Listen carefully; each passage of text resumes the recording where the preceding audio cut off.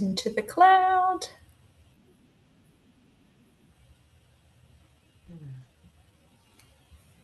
Hi there and welcome.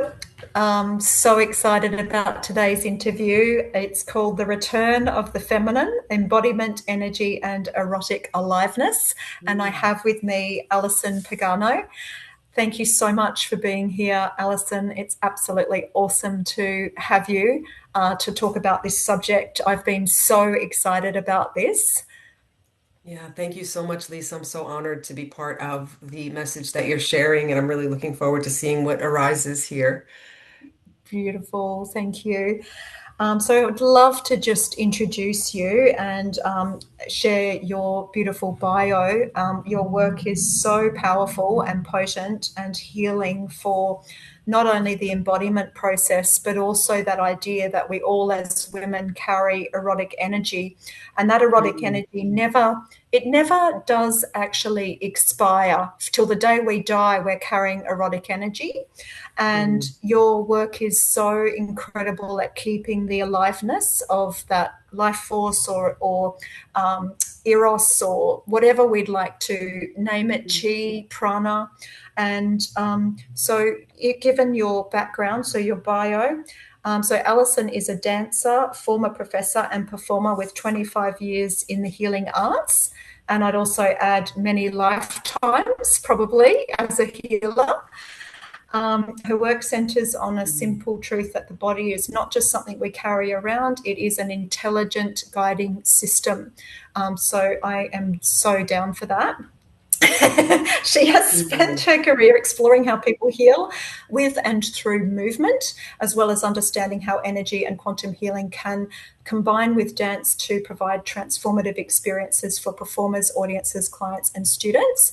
And having Mm. been one of your dance students and also an audience member for your performances, I just Mm. know that this transmission that you're able to embody is something that we might have a performance in front of us, but we might not be moved by that performance. Or we Mm. might be in front of a performer and we may be so transformed. And there is a difference between how that experience plays itself out. And I'd love us to look at that because we're all basically influencing each other in that way in certain Absolutely. parts of our lives. And I think the Mm. way that you walk through life, even outside your teaching space, is very powerful. The embodied Mm. dance method was born out of a desire to fill in the gaps in dance training where the mind body connection is often missing and to provide a holistic approach, teaching to and from the whole person. The Mm. method seeks to provide experiences using dance as a healing, a communicative tool to explore how we interpret, address, and envision what it means to be human, evolving and responding to our changing times. Mm. How amazing are you and your work? So what I'd love Likewise. to I'd love to use that as a pivot point for the women out there who are actually finding, so just this idea of the fact that we're in such changing times, yeah, we're in a world where being able to actually be flexible and resilient and move with the currents that are actually at play in Mm. our world is incredibly challenging for some of us, particularly Mhm. sensitive women. And I Mm. really want to explore first. I generally like to use our first access point as the area where a lot of women may be possibly going with this idea that society is difficult to be present for. And so Mhm. disconnection and disembodiment starts to perhaps appear. So what does it really Mm. mean for a woman to feel disconnected? For women who might not even know that they're disconnected, Right. how does that really show up, particularly after periods of stress, service-based roles, or heartbreak? Yeah, absolutely. Great question. And thank you for articulating that. So I feel like what happens ultimately is that most of us are running around living from the neck up and not knowing it anyway. Um, but it's just being high functional, but not present. It's just being as one of my teachers would say, the human doing. Mhm. Managing taking care of, making decisions, but somehow feeling absent from themselves, but to the point where they might not even know that that's happening. So it's this Mhm. kind of desensitization, if that's trying to find the word there, but Mm. where you're just not able to feel. In a very simple Mm. term, just not able to feel. But when Mhm. you're not able to feel, you've turned off all the other signals. Mhm. So Mhm. it's kind of coming into this place where there's just functioning and doing, but there's nothing's really plugged in. Mm. It's Oh, just kind of the machine, what's that saying? It's like the machine's going, but there's no one behind the wheel. yes, Um, yes, yes. so it can be almost something that becomes like a survival mechanism when we're in it long enough. I've been there, Mm. for sure, in Mm. different times in my life. Me too. So there's no shame, judgment if you're finding yourself in a place like that. I feel like we go through periods where intense stress or trauma can put us, quite literally make us feel that Mm. we're out of our body because we can't be with something. And there's Mhm. nothing shameful about that. It's Mm. the body's way of protecting itself. But Mhm. when that goes on over time, it's just hard to rest. It's hard to receive. It's hard to feel pleasure. It's hard to um, understand what our no feels like, even Mhm. in our Mhm. body. It's just kind of like we feel resentful, but we don't know why, because we've just been Mhm. going against our own inner need, if we could even Mhm. sense what that need might be. Mhm. Um, and lastly, on that, you mentioned something about coming out of heartbreak. Yes. Um, but yeah, with the heartbreak piece, it's a very delicate thing because we have to name and really understand how long we've been leaving ourselves behind Mhm. and Mhm. to really name the abandonment piece that we went through inside that heartbreak. So I feel like the heartbreak can be a great doorway back into Mhm. feeling when we're ready to name and hold ourselves in a way that we previously hadn't been. Yeah, wow. Wow. So being able to call the experience for what it is I'm hearing that's an important part of us coming back to ourselves is having a connection to the languaging around the experience. And from what I can understand from my experience of your work too, is that the languaging doesn't have to be through the voice. It can be through the way the body moves that experience through the body. So how do you understand embodiment in a way that's accessible and real, rather than that abstract idea that I've had this experience that I'm going to use talk therapy to get through? You've Right. got a very evolved somatic approach to that where you're actually moving that experience through the embodiment process. Tell us more about that. Yeah, yeah, thank you for asking. So the first part of the process is having the courage and the space and the allowance of time to actually be present with what is. Mm-hmm.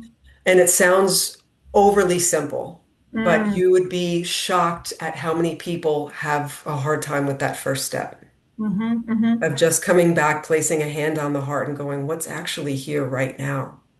Mm-hmm.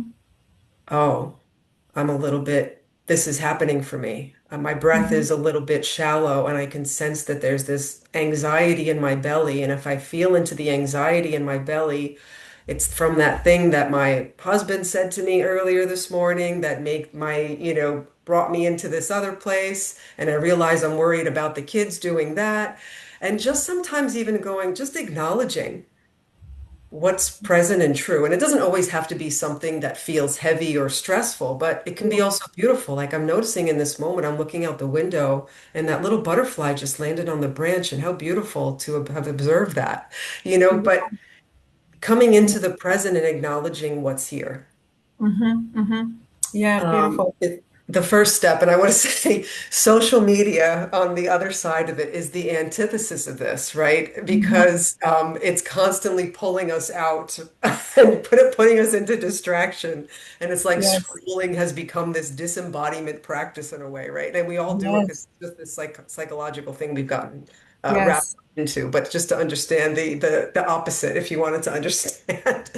Um, Yeah, so the second piece I have really for after coming present is trusting what you Mm, feel. Okay, so mm, I feel this, I can sense, so I'm being present right now. And if I'm present, I notice naming sometimes even the things like, oh, I notice mm, there's a little tightness in my lower back. I notice that this fabric I'm wearing feels a little itchy, whatever it is, mm, I'm mhm. noticing, yeah, that there is that little lingering doubt about something. And I trust that I feel that. I trust that there's something in me that is giving me this information. There's this aspect of communing with it and being curious around what the feeling is and where it's coming from. Oh, Mhm. I ate that thing earlier today and now my stomach's a little bit, maybe those kinds of things are not so great for me, on a nutritional level, starting to discern what's good for the Mm. body. And it's Yes, amazing how much we'll override because we've always heard that something is good for us, right? yes, Where, yes, every body is so different and everybody's digestion is so different. So yes. listening to what is there and then trusting the information that you get and Mm. being in the practice of trust Mhm, around mhm. it. So it's kind of practical and immediate in that That's way. great. Yeah. Yeah. So Yes. breath, sensation, noticing, yeah, just what's here. Um, Yes. and what your relationship is to what's here without shaming it, judging it, blaming it, or making it wrong. I say. So almost like a compassionate witnessing experience of the here and now, and trusting our own signaling, which in society tends to be very devalued or diminished in importance and priority when you look at how we're operating inside a very capitalist machine that separates us a lot from how we're actually going into our emotionality, and really sensing our Absolutely. instincts, right? Yeah. Absolutely. Yeah, I Mm. thank you so much for naming the capitalist machine. Yeah. I knew we Yeah. were going to hit on that at some point. Uh, Yeah, the systems that we were born into, that gave us really little to no permission or um, guidance on how to have this kind of relationship. And I kind of feel like this is sort of the baseline. This is yeah. this is sort of the foundation. How did we skip over this? How did And, we? without kind of making it all about malevolence, because there is, I believe, a certain malevolence to it, in Yes. terms of power and control. But Yeah. at some point, people start realizing we're missing the plot on some level because they get to a point in their life and they feel really dissatisfied. They feel very disconnected. And they're like, well, I did all the things that I was told to do, and I still don't know who I am, what I want, or what I feel. So it's like, how do we call that successful? Yes, yes. How Um, fascinating is it that this idea that it's so difficult for a lot of people? And I know when I hear you speak about this idea of courage to name what's there, it was a really big step, I know, for me personally, stepping into your dance class because I'd never done dance before. I'd been a yoga teacher and, considered myself a relatively embodied woman.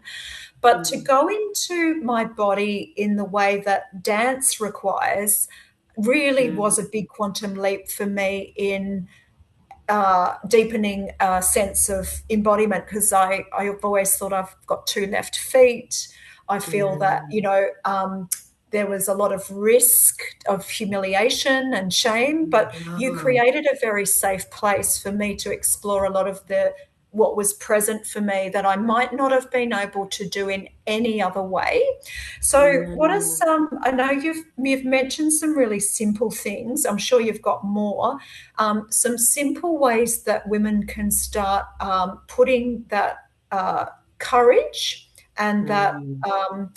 that trust into their bodies in order to take the next steps with an embodiment experience. Yeah, what would you say next? Around how do they kind of muster the courage, or how would you say, Yes, how do they yes, muster the yes. courage? Well, often, Yeah, yeah. often you muster the courage up because you've done everything else.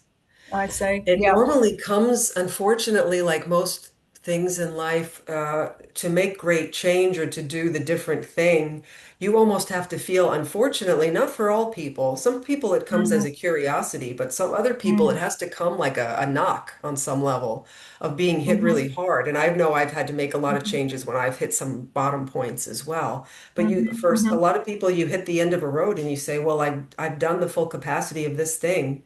And Yes, I'm not experiencing what I know I have the capacity for. So yes, I yes, might be a little uncomfortable, but I'm willing to give it a go. And, being able to find people that you can create that safe rapport with, because there are also a lot of, just like any field, there's a lot of leaders or teachers that may not create the safe space they say they do.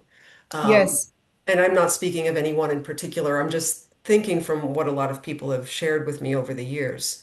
yes, Um, so it's and trusting your body's intelligence around certain yes, people. Somebody yes, saying it's a safe space doesn't equal safe space. So yes. if you're around someone and your body clenches, trust that. Mhm, If you're mhm. around someone and you feel your heart open and you feel light, that's probably someone who can navigate it with you, right? Yes, But again, it kind of goes back to, being able to be with the body enough to know what those signals are. I see. And I know Yes, you mentioned something about um, you said something about like being worried or about like the expression piece, right? And I want to yes, name that a little bit too because mm, of how many people were shamed around the yes, vulnerability of bodily expression. I yes, want to say it's just as intimate, if not more so, than a sexual experience because mm, you are letting something in the body take over. It's something mm, that is not conjured. It's something that is mm, not mm. created for anyone's benefit, but it's Yes, your attempt at naming what feels truthful for you. yes, yes, And when you've had a lot of, if people have experienced bullying or had been shamed, or somebody said, well, you can't do that, that looks terrible, right? Those sort of thoughts, they just linger and they get really knocked around in us. yes, yes, yes. Especially if we don't have any other experiences to counteract it. So I love Mhm. that you came into class and did something. And I hadn't known really, I think that Yes, were doing this sort of thing for the first time. I just loved having yes, you there. yes, And yes. yeah, I wonder for you in a way, Mm, um, what you see women needing that kind of courage for in mm, your work, mm. Oh, to like yes, meet those yes, levels of expression coming into the menopausal phase and different aspects of their yes. sexuality. Yeah.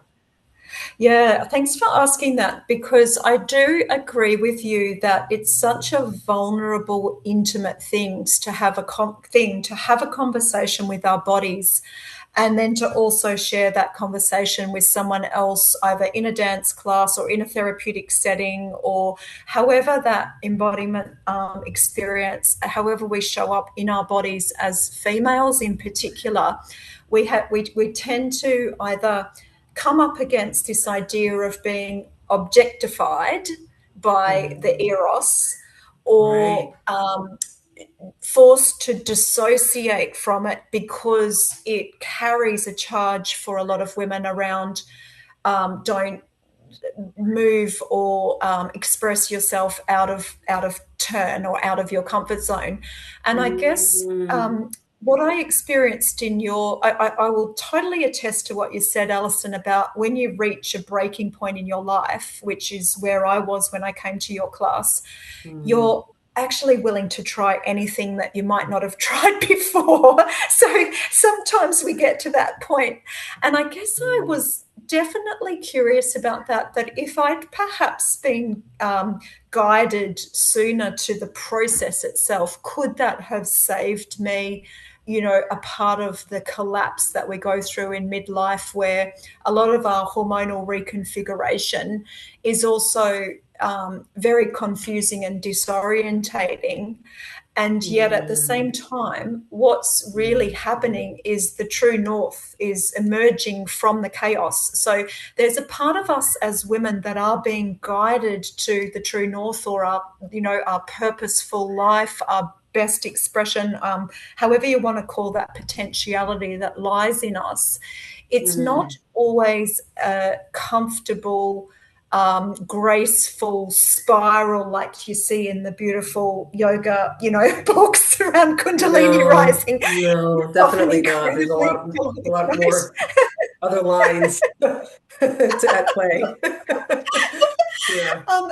What I feel is really beautiful about what you're offering is this capacity for the body to express some of the chaotic nature, the sacred Mm, rage, the intense emotionality that we might not have felt in our daily lives that could process cortisol and stress hormones.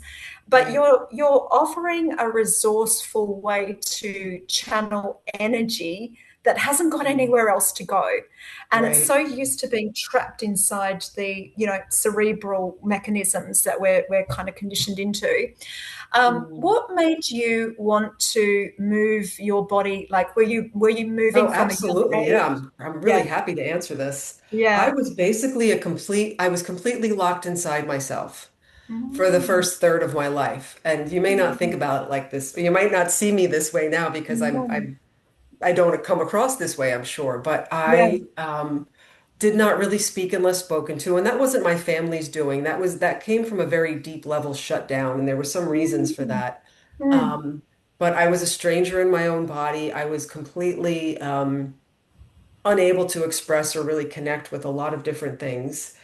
And I would just stretch and, write stories as a kid, and that seemed to help me kind of do whatever I needed to do to get by in a way. I started taking dance classes. Well, actually, I was always dancing in the backyard after school. mm, mm, Um, I grew up in a house full of police officers, though, so they weren't really all of, they weren't really gonna say, "Hey, Allison, why don't you go into dance class?" It wasn't really like they understood what I was doing or, really. Wanted to champion it, and that's fine. It's just a whole different way of thinking. But I was just in a place where I felt very locked inside myself, and I mhm, felt I had this super high level sensitivity. I could mm, walk in a room, feel what everybody was feeling but not saying, and go, "Oh my goodness!" And it was just, having this high degree of sensitivity and empathic connection, and like all of this stuff I could feel in my body, but I just felt frozen. mm, And eventually I developed an eating disorder in my late teens, early 20s that went kind of rampant for a few years. And I've shared this story, I'm sure, and many other times, but I was here in University of Southern Cross as in the 1999, really. And I was taking a class with an Indigenous woman called Spiritual Wellbeing, which I didn't think that I was like, wow, how could you take a college class called spiritual well-being? I thought it was fascinating. And through that wow, class, I began to tackle this disassociation because, like you're sharing, I got to a point where I was like, I hate being in a body and I'm wow, done with this. I don't wow. know why I Mm, feel so, I hate life. I hate my mm, body. And it took me years to unravel that it was also lineage and ancestral stuff mm, and mm, deep dynamics that were unspoken that I mm, was pulling in and transmuting, mm, but that's another mm, story. But mm, this woman gave me this space, and really the task of exploring it. So I set out in the studio, and I just got the courage to meet it. And I didn't know anything about, I was 20 years old. I mm, didn't know anything about dance therapy or any of the things that are out there now, and it's somatic work. It wasn't the buzzword that it is now. I just got mm, desperate. I got desperate to mm, feel, wow. really. And I Yes, wanted to yes, feel again. I wanted to know who I was and why I was here. And it was just sort of that yes. existential, 20-year-old crisis kind of thing. And what I ended up doing was meeting those parts inadvertently and Mm, just being honest enough to say, God, like, I've got rage, I've got grief. mm, And how does this want to move to fully express itself and letting myself mm, go there? mm, mm. And then Yes, letting wow. myself go there and all the other, once I could touch those quote unquote negative emotions, I could start to touch the other ones too. Because when you're shut Yes. down, you can't touch anything. You can't touch the Yes. pleasure, Yes. So it's not like, you get to shut it down, but you can still find joy. No, your joy is Yes. in there. Your joy's in the Yes. soup of it. Yes. So through inadvertently getting to meet those different layers and Yes. express them, I started to again develop that kind of trust of, Mm-hmm. oh, there's something building here Mm. that's a bigger awareness. And I Mm. ended up Mm. choreographing like a sort of piece to show the class about what I did, and it was just really owning it. Wow. That it kind of gave me my internal compass back, and Yep. it gave me my sense of I might be okay in the world now. Like it Oh, was just that's kind of like beautiful. Yeah. owning my humanness. Yeah. Yeah. Yeah. And it Yeah. seems so Yeah. basic, but it was just like, okay, I feel like I've met myself now. Yes. Yes. And nobody told me like that was there, but my body showed Yes. me what was there. So I think I can trust it.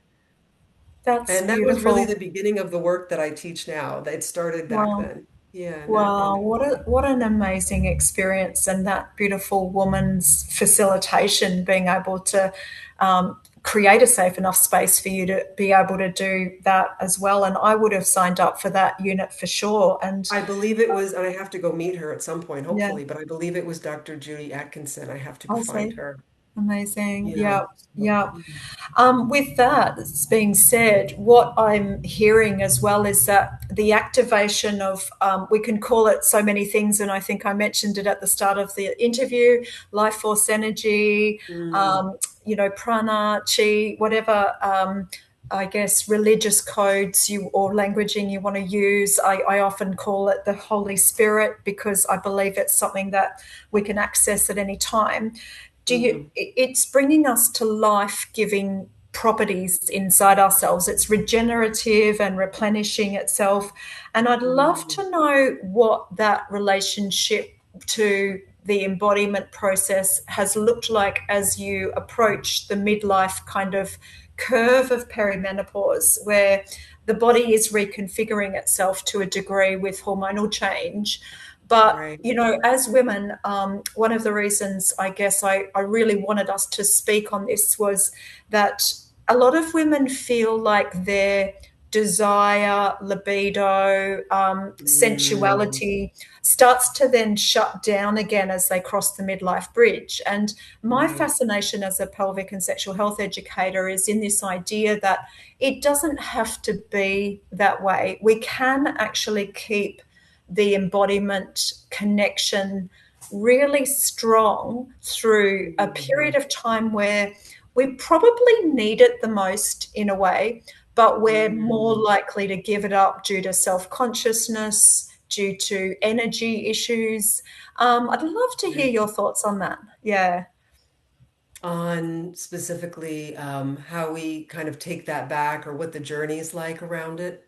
Yeah, and how we can support women to, I guess, see the importance of Mm, staying embodied, even yeah. through a period of midlife where maybe there is Mm, there's a bit of a dominant narrative about women not being able to show up visibly in their bodies because the midlife experience, it feels like right, it's right, losing youth and beauty, losing right, other right, things. right. Yeah. Yeah, It's yeah. fascinating. And Mm. I'm really hoping that we're the generation that really turns the tide with this. I have good faith in us. Yes. Yes, yes, yes. And Beautiful. especially with the book that you're writing, Sexy Menopause, and all that you're bringing forward with that, and really shifting the paradigm around what's possible for women. And it's not the sentence that we've been given where you kind of hit a certain age and shut down and become invisible. Yeah. But Mm, how do we rather deepen into mm. to kind of pull from the marrow of our own wisdom? Yeah. That's Yes. kind of what I feel is really, really, juicy in a way. Not to, but it's just to, um, yeah, to deepen. I feel like Mm, it's this time is about going 10 layers deeper, and not in mm. any way that, is defeating or you know, making you less than in any capacity, Mm-hmm. but going deeper in to really bring out the fullness Mm, and holding that we have for mm, ourselves. So mm. I feel like so many women up until midlife can be so outwardly focused, right? It's like, Yes, oh, it's about the kids, it's about the career, it's about all these different things. yes. And I feel like midlife is this great opportunity to just take all of that outward push or outward presence and bring it Mm-hmm. 10 layers deeper in. Amazing. And when we bring it deeper in and we get, because we have the experience, we have the compassion built in, we have the wisdom, we have the intuition, it gives us the opportunity to just turn those pieces on even brighter. And Wow. that just looks like being courageous and compassionate enough with ourselves to to Mm, own the parts of our past that we have judgments about, mm-hmm. to integrate the places where we still don't think we're good enough, to Mm-hmm. lovingly accept things that we still can't get past in some regard. But, being able to meet one layer at a time where you still don't feel you can accept or that you can be with, and Yes. showing yourself that you can. I Uh-huh. feel like that's where your true power is. And I feel like that's where you also hold true power for others. Mm, mm. Um, and it just makes life feel, again, just a little bit more expansive because Mm-hmm. what we don't realize we're missing a lot of the time. Yes.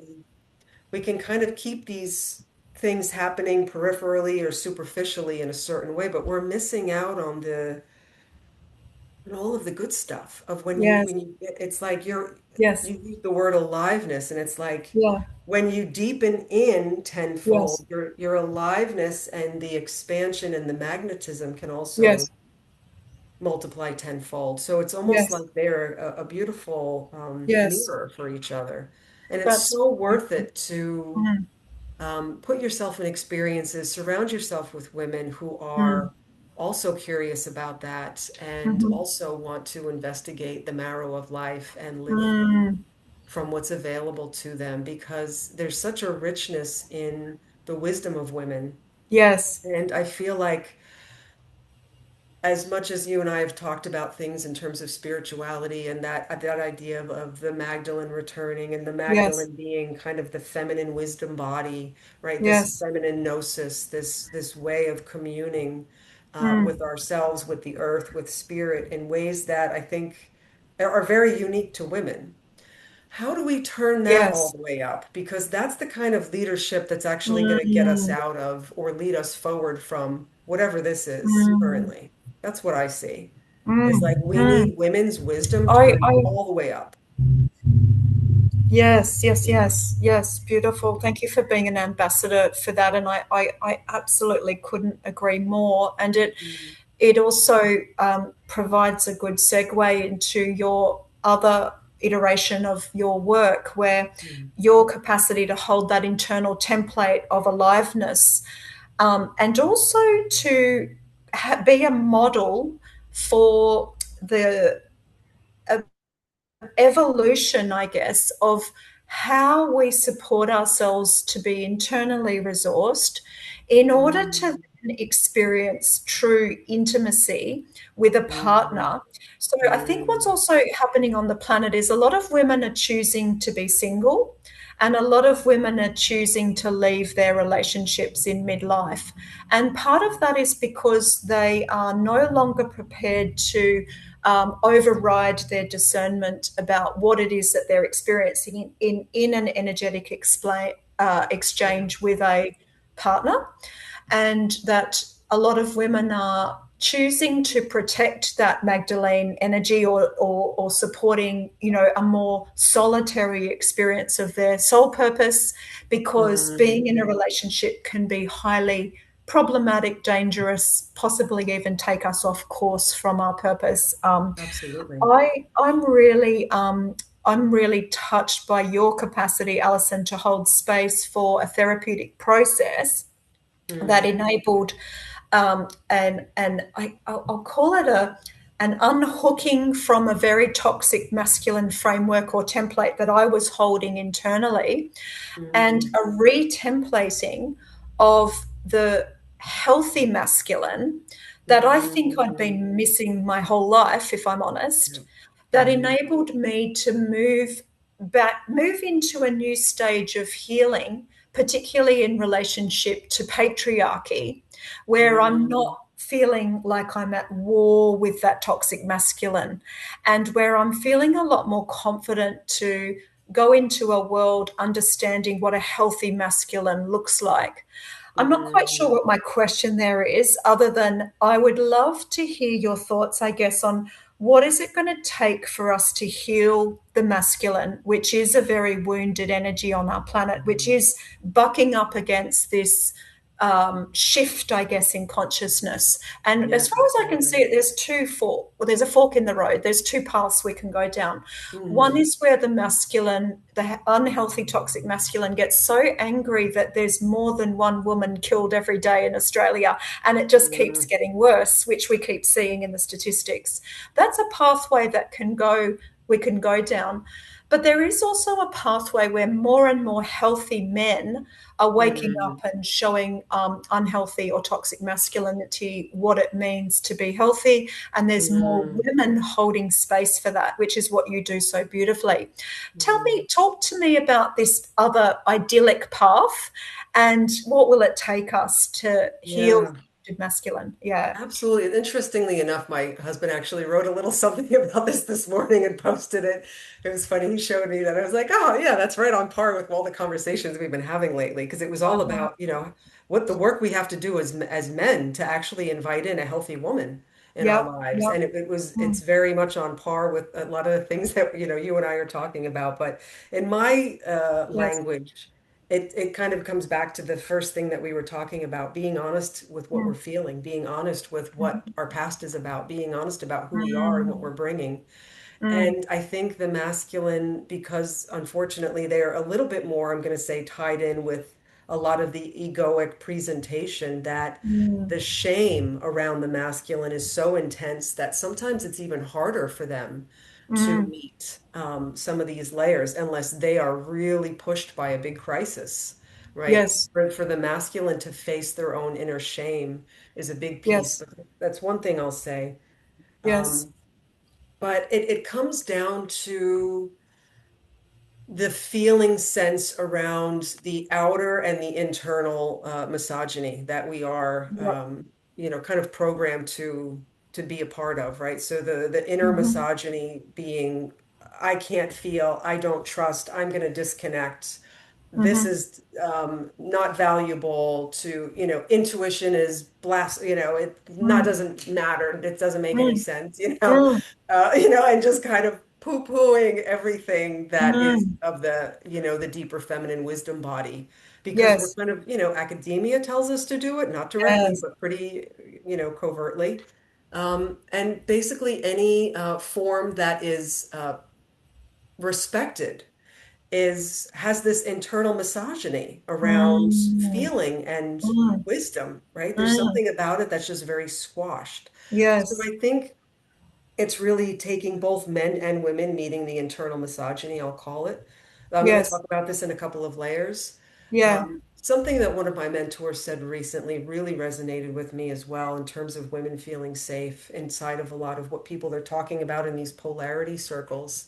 Because Mm. these polarity circles, they're always saying, oh, the woman just has to surrender, right, to Mm. whatever Mm. man this is, despite whoever he is and whatever he's Mm. doing, right? Mm. And what she was saying was, actually, no, it doesn't work in that order. The man actually Mm. has to do the inner work to feel his feelings first. And Mm. when he feels his feelings first and can hold that Mm. for himself, and he's met the depth of his own feeling, then he naturally becomes a protector of women and children. And Mm. then he invites in the safety of women. Mm. So it's like that's Mm. almost the prerequisite. And I have to say, when she said that, I totally agreed with her. Yeah. Wow. Um, Yes. and it Yes. really struck a chord. So, Mm. the piece that's difficult for a lot of women, Mm. which is kind of the final part here, is Yeah. that we don't have enough examples of what that feels like. We don't have enough Mm, examples mm, around us of safe men. And it's not because men mm, are inherently bad, it's because they can't feel their feelings, mm, right? mm. So, what do we do to start rewiring Yes, that yes. capacity, right? So, this is kind of the process that I led you through and a bit of the process that I teach, which is what I came to when I fell to my knees after my last betrayal at 44, Mm, 45 years old. And I yes. said, I'm done. I'm done. I'm not going to take one more relationship. It was almost that moment where, Yeah. it's Yeah. like, okay, I'm going to get six more cats or, I don't know. Yeah. Yes. Something like something's got to give here. I'm done.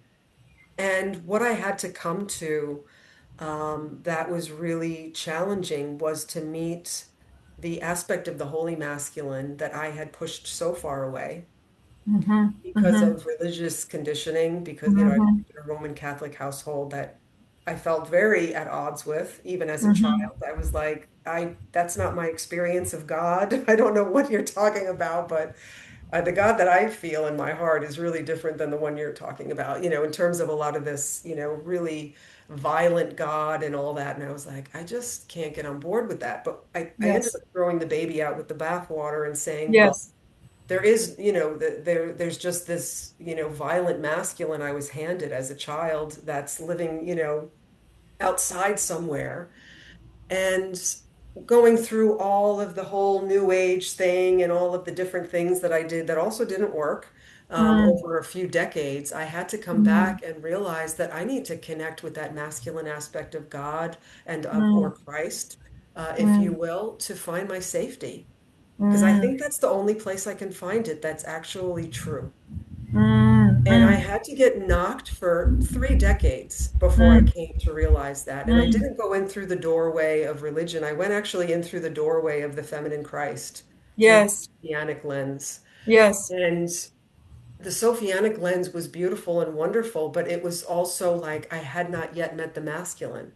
So the Yes. masculine aspect was the next initiation. And Yes. when I came back to meeting that masculine emanation of God, whether you call it Christ or whatever word you use, Mm, meeting that was the thing that broke me open and that changed and mm, shifted everything from that day forward. mm, And that's why mm, I mm. believe in it so much. And for women who are ready to receive it, it's the thing that actually heals and Yes. restores the wounding that we can't bring anywhere else. So it's Yes. like that wounding and the trauma that you were passed down, the wounding and the trauma that you've been holding. There's no human man right now that can hold that, probably. So you Yes. have to bring it somewhere that you can really, really know is true. Mm, mm, So it looks like receiving from mm-hmm, that level of holding, mm, where many of us have feel abandoned by, we feel mm-hmm. like we've been, Eve bit the apple, you're cast out of the garden, like some Yes. of these different Yes. things that we've been told. And it just takes a lot of sorting through these beliefs and going, God, what's actually true for me and what can I feel?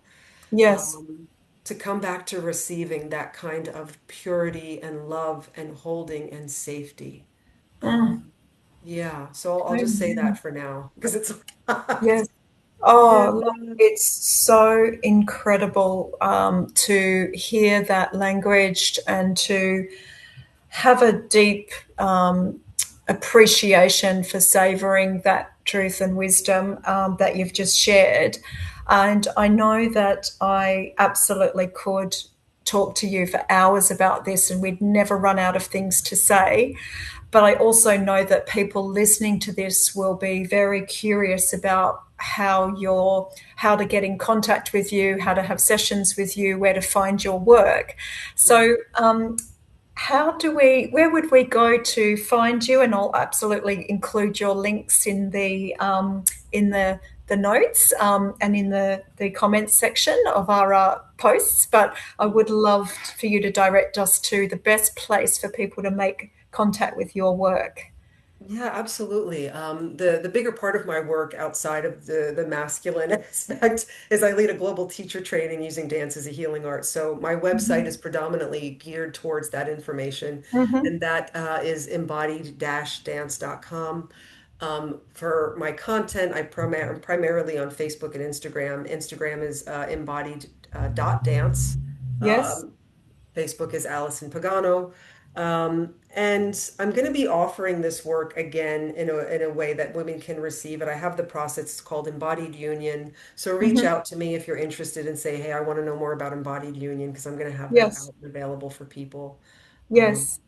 And your embodied union process, is that, do you offer one-on-ones or small group experiences of that, so or a bit of both?